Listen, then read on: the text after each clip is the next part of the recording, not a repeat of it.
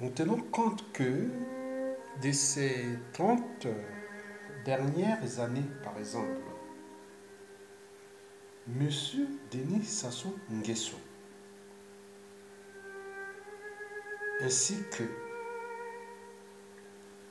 vos proches ou membres du clan au pouvoir tyrannique à caractère liberticide, antisocial et criminogène. Et n'oublions pas des autres trahisons. Est-ce que vous avez déjà fait la lecture de la chute des dictateurs?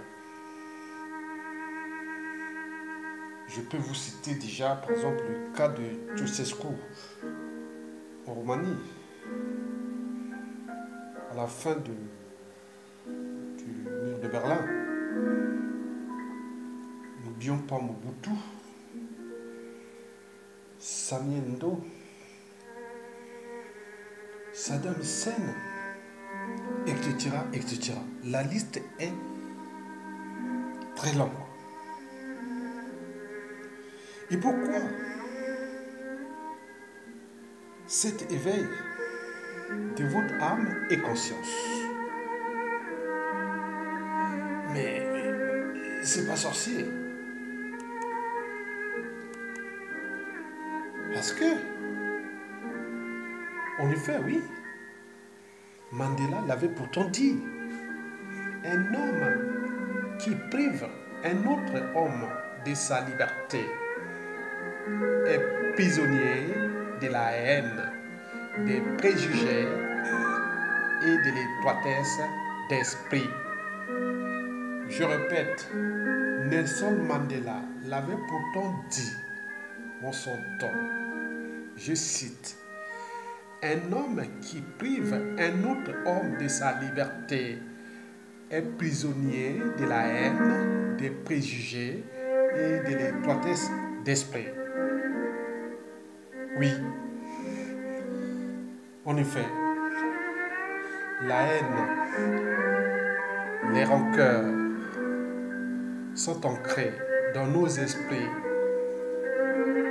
La mémoire et la conscience individuelle et collective. Et pourquoi? Parce qu'au cours seulement de ces 20 dernières années, sur 33 ans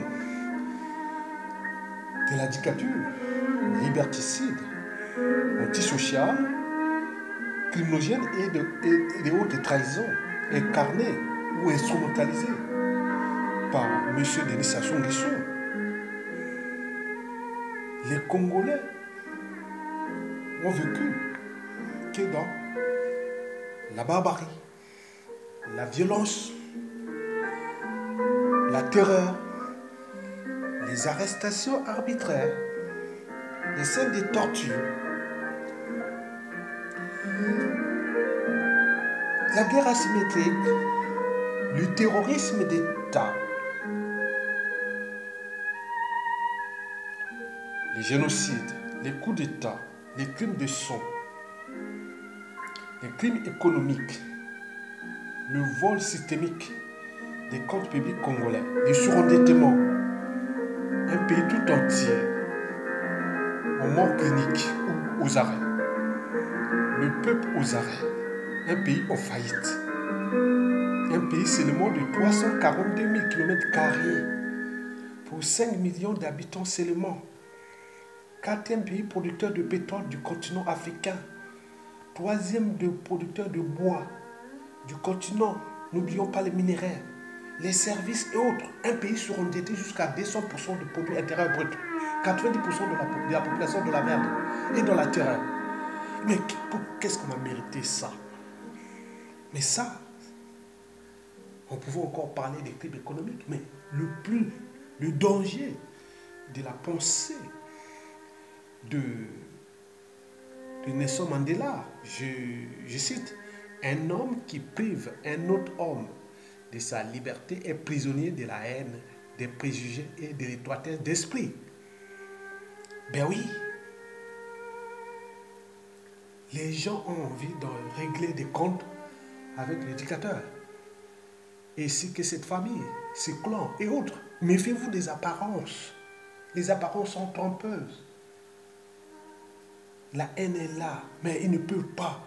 Parce que vous avez confisqué les moyens de l'État. Vous n'avez aucun pouvoir. Vous n'avez jamais été élu. Vous n'avez su qu'utiliser la violence comme mode de gouvernance pour se maintenir coûte que coûte au pouvoir. Et tout en confisquant d'ailleurs tous les biens de ce pays. Je dirais même de la population du Congo-Brazzaville qui devient votre propriété privée. Et ça, on ne s'est jamais vu. Le Congo a existé avant vous. Il existera d'ailleurs après vous. Et dans quel état d'esprit? Je parle des problèmes des règlements des comptes dans l'espace et le temps. Et pourquoi?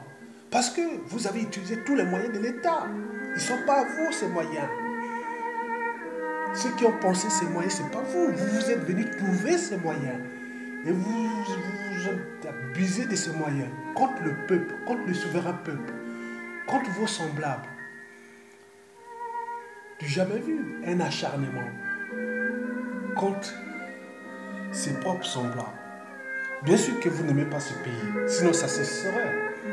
Si vous aimez le Congo, ça cesserait. Mais là, on sait bien que vous n'aimez pas ce pays. Vous avez pris en otage tout un peuple et en s'accaparant de tous ses moyens. Donc, les gens, le peuple, cherchent à récupérer ces moyens de l'État. D'où la contestation, la révolte, la résistance. Mais le peuple est éternel puisqu'il a tué les derniers mots, il a les derniers jugements. C'est ça l'avantage du peuple, du souverain. Il est immortel. Vous n'êtes pas immortel. Donc, le danger par rapport à la pensée de Mandela, oui, je répète, un homme qui prive un autre homme de sa liberté est prisonnier de la haine, des préjugés et de l'étroitesse d'esprit. Mais on vous envoyait des lettres de rappel. On croyait que vous aviez au moins une âme et une conscience. Mais là, que dalle, rien du tout. Donc, vous êtes dans un autre monde. Bien sûr que vous êtes dans l'entonnoir. Vous êtes pris dans la nasse, dans le piège de la sauvagerie, la barbarie, les crimes de sang et de masse et autres, le cynisme et ordre et compagnie. Mais les dignes fils du Congo et le peuple cherchent à récupérer leurs moyens. Les moyens de l'État, je peux vous les citer, les moyens des administrations, les moyens de la justice, des prisons, du renseignement intérieur et extérieur,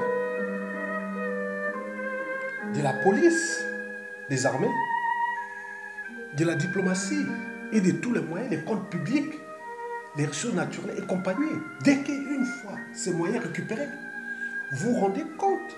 Parce que vous n'avez pas le monopole de la violence. Je vous l'ai dit ça plusieurs fois. Nous sommes dans un volcan dormant. Un volcan explosif. La haine, les gens ont la boule. Mais les jours où ça tombe, je ne veux pas vous dire. J'éveille votre conscience. Je suis qu'un lanceur d'alerte. Les scènes de lynchage, les règlements des comptes, et tout ce que vous connaissez dans la situation d'un chaos. Parce que la chute d'un dictateur, et surtout quand il est antisocial et criminogène comme la nôtre, la dictature la nôtre, mais le réveil sera brutal. Parce qu'il y a des gens qui ont perdu des vies. On a tué les gens.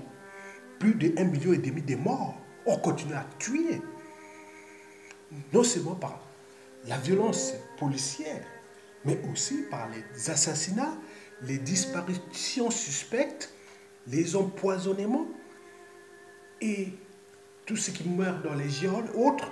N'oublions pas la condition sociale pour un pays qui, pourtant, ne méritait pas ça. L'accès à l'eau potable, l'eau déjà insalubre et empoisonnée pour soi-disant des rites mystiques. Il s'agit bien sûr d'affaires criminelles qui, à un moment ou l'autre, seront traitées dans le cas purement du droit pénal. Bon, n'oublions pas l'accès à l'eau potable, à l'énergie et aux soins. Il n'y a plus de soins au Congo. C'est fini. Dans tous les hôpitaux des grandes villes congolaises, vous allez à l'hôpital pour mourir. Dans 90% des cas, vous allez pour mourir. N'oublions pas que les gens commencent à mourir, à mourir de faim. La famine. N'oublions pas le cas de vie désastreux. N'oublions pas la mobilité. Partout, il y a des checkpoints. Donc, on ne peut pas passer par nombre. Au Congo, c'est une prison à ciel ouvert. Mais pourquoi tout cet acharnement? Est-ce que vous avez le monopole de cet acharnement? Donc, c'est pourquoi j'éveille votre conscience et que vous avez fait la lecture de la chute des dictatures. Le peuple est traîné parce que vous avez des embrouilles avec 97% de la population du Congo.